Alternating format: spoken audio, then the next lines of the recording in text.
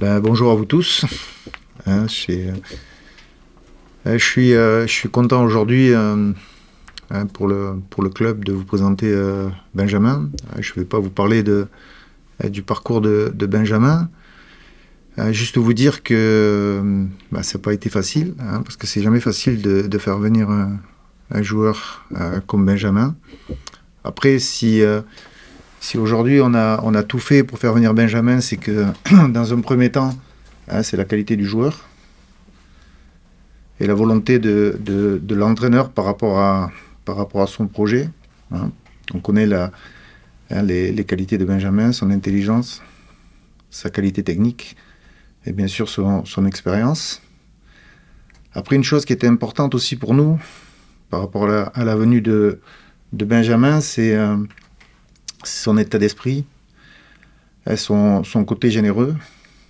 On sait très bien que dans notre club, il y a un projet qui est important, c'est de développer des jeunes joueurs, hein, qui arrivent de l'académie à Metz, de l'académie à Dakar. Et on pense, et on est persuadé que Benjamin rentre vraiment dans ce type de joueur qui va aider les jeunes joueurs par rapport à son expérience, son état d'esprit et sa générosité à progresser, quoi.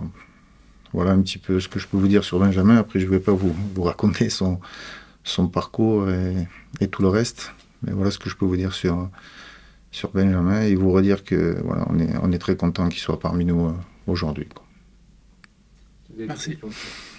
Benjamin, quelles ont été les raisons qui t'ont poussé à choisir le FC Metz? Ma question principale, et c'est pour ça que j'ai tardé un peu, c'est quel sens je voulais donner aux quelques années qui me restent en tant que joueur dans le football. Et donc, bon, ça a mis un peu de temps parce que forcément, on a beaucoup de choses qui nous passent par la tête. Et au début de l'été, je m'étais dit ce sera le projet avant tout. Et ça a mis du temps, mais à force de. Ça a mûri un peu, ma réflexion a mûri au fur et à mesure. Et je crois que le projet du FC Metz, c'est celui qui me correspond. C'est-à-dire que il y a de la ferveur. Quand on joue à domicile, je sais qu'on a les frissons. Euh, il y a le projet de développement des jeunes joueurs. Donc moi, j'adore accompagner aussi les joueurs, donner les conseils que j'ai reçus moi-même en étant jeune. Parce qu'à Montpellier, il y avait un peu cet état d'esprit-là où il y avait quand même un groupe d'anciens qui nous guidaient. Et, euh, et voilà, et c'est de se dire, le FC Metz, c'est un club de Ligue 1 qui aujourd'hui évolue en Ligue 2. Donc il y a aussi ce côté ambitieux où on se dit, avec beaucoup d'humilité, mais on veut retourner là-haut. Donc finalement, il y avait beaucoup d'éléments qui matchaient avec ma mentalité et je me suis dit, bon, let's go, on y va, hein. En France, tu n'as connu que la Ligue 1. C'est le fait de redescendre en Ligue 2 peut-être qui était un peu plus difficile à... Ça fait partie aussi de ma réflexion. C'est vrai que forcément, on regarde un peu où on en est, de ce qu'on a fait dans sa carrière, etc. Mais je pense que j'arrivais à un moment où j'avais besoin de me dire, voilà, qui es-tu vraiment et est-ce que tu es capable aujourd'hui de, d'aller, on va dire, au charbon, tu vas en Ligue 2 et tu montres de quoi tu es capable. Et en fait, j'en avais besoin, c'était à l'intérieur, c'était fort et j'en avais besoin. C'était pas encore le temps pour moi de mettre les pieds en éventail et de trucs. Voilà, j'avais besoin de me challenger aussi. Et justement, que t'inspire ce championnat de Ligue 2 que tu t'apprêtes à découvrir? Bah oui, il m'inspire, hein. Moi, ça fait des années que je regarde un peu parce que j'ai un de mes meilleurs amis qui joue en Ligue 2 et joue au Paris FC, c'est Julien Lopez. Malheureusement, ce week-end, je pourrais pas être sur le terrain pour le rencontrer, mais c'est un championnat que je suis. C'est relevé, il y a des pépites, il y a du duel physique, il y a de plus en plus de tactique parce que il y a de plus en plus de joueurs sur le marché qui ont reçu des très bonnes formations. Donc c'est un championnat qui est intéressant, quoi. Tu as eu d'autres sollicitations? Je crois que notamment ton club formateur était venu au renseignement pour toi cet été. Ouais, au renseignement, il y a eu quelques clubs, j'avais plusieurs offres sur la table. Et comme je dis, à un moment donné, j'ai dû me demander quel sens je veux donner à ma carrière, quoi. Et sur le plan physique, où est-ce que tu en es? Ben, écoutez, je reprends tout doucement. C'est vrai que j'ai beau m'entraîner tout seul ardemment. C'est différent de quand on s'entraîne avec le groupe, qu'on chausse les crampons et qu'il y a du ballon au milieu, il y a tout ça. Donc on en a discuté un peu avec le coach, avec le préparateur physique pour faire une montée progressive des charges et puis essayer d'optimiser un peu ce que je suis capable de faire sur le terrain. Et puis on verra quand ce sera le bon moment voilà, pour lâcher les chevaux et essayer d'aider l'équipe un maximum. Tu t'es donné un objectif, 1 mois, 2 mois, je sais pas.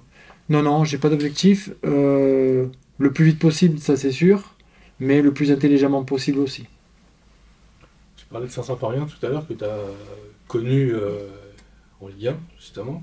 Tout le club a évolué, notamment au niveau des infrastructures. Saint-Symphorien a changé. Il y a ce centre d'entraînement. Quel regard tu portes justement sur ces infrastructures, sur ces outils de travail? Aujourd'hui, ils sont pratiquement essentiels dans la quête de la victoire. Avoir des bons outils autour de soi, c'est important. Même si la base de tout, pour moi, c'est la mentalité qu'on a. Demain, si on a une mentalité de guerrier, qu'on veut y arriver, même si on n'a pas de bonnes infrastructures, on peut trouver un moyen d'y arriver, selon moi. Mais d'avoir ces outils-là, ben, ça nous facilite. Ça nous facilite. Il y a les bains chauds, les bains froids, il y a les terrains ils sont en excellent état. Le stade, il est magnifique. Voilà, c'est important de garder ce professionnalisme-là et voilà, d'avoir des bons outils pour bosser, des gens compétents aussi et surtout. Et puis, voilà, je suis sûr que ce club-là va retrouver vite l'élite. Justement, on parle de gens compétents, leur nouvel entraîneur avec une nouvelle philosophie de jeu, en tout cas pour le FCMS. J'imagine que ça, vous en avez aussi parlé au moment où tu devais prendre ton choix. Justement, qu'est-ce que ça t'inspire? Ben ouais, on a bien discuté. Je voulais être sûr qu'on puisse se correspondre sur un point de vue football, on va dire, et le courant est très très bien passé.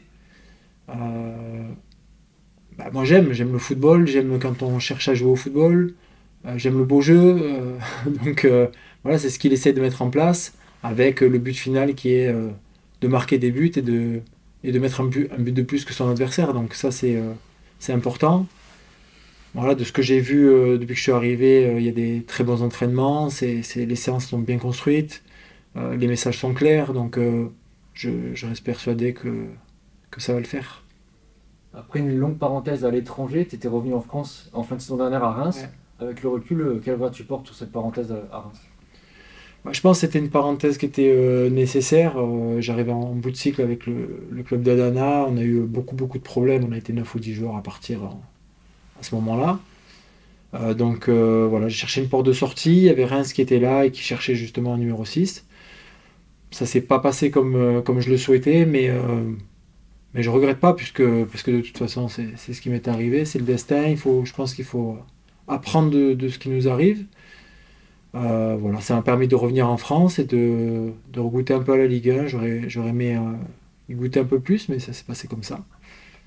Donc voilà, comme je dis, à moi de bien bosser aujourd'hui pour être sur le terrain, pour prendre beaucoup de plaisir et pour avoir le plus de victoires possible. Tu parlais de l'ambiance tout à l'heure de Saint-Symphorien. Est-ce que tu as un souvenir en particulier de ce club? Et est-ce que tu as un coéquipier que tu connais déjà, par exemple? J'ai pas de souvenir particulier, à part d'avoir vu énormément de super joueurs qui ont fait des grandes carrières au niveau international passer par ce club. Voilà, quand je disais la ferveur, tout ça, c'est une réputation, je pense, qui est amplement méritée pour ce stade. Et je connaissais pas de joueurs personnellement, on va dire. J'en connaissais quelques-uns, évidemment, de noms et que j'avais vu jouer.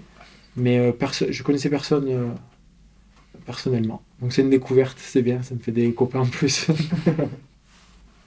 Et on sait que Mathieu Hudol porte le brassard. S'il n'est pas là, c'est Ismaël Traoré. Est-ce que éventuellement, vous en avez parlé déjà avec Stéphane Le Mignan, tu serais candidat ou volontaire, si on te le proposait de porter le brassard, si ces deux-là sont déjà absents?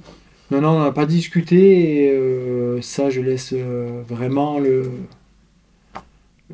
choix à ceux qui décident de ça. J'ai fait plusieurs épopées dans ma carrière, certaines avec le brassard, certaines sans. Moi, je me sens toujours quelqu'un qui essaye d'aider les coéquipiers, déjà de me concentrer sur moi pour essayer d'être bon, et après d'essayer d'aider les coéquipiers. Donc pour moi, ça n'a pas vraiment d'importance particulière. Je suis toujours à disposition du groupe, de l'équipe, et puis voilà, c'est pas quelque chose sur lequel je suis focus ou ça ne m'intéresse pas vraiment. T'as beaucoup joué au milieu et en défense centrale, t'as une préférence sur ces deux postes? J'ai joué pas mal derrière, surtout en Allemagne, mais sinon le reste du temps, j'ai joué numéro 6.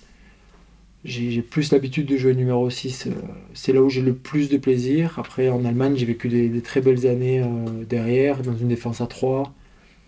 Euh, voilà, mais bon, je suis plus venu ici à la base pour être au milieu de terrain. Après, comme je dis, moi je suis à la disposition de l'équipe. Demain, s'il faut jouer arrière gauche, ailier droit, et que le coach pense que c'est la meilleure des solutions, ben je ferai tout pour.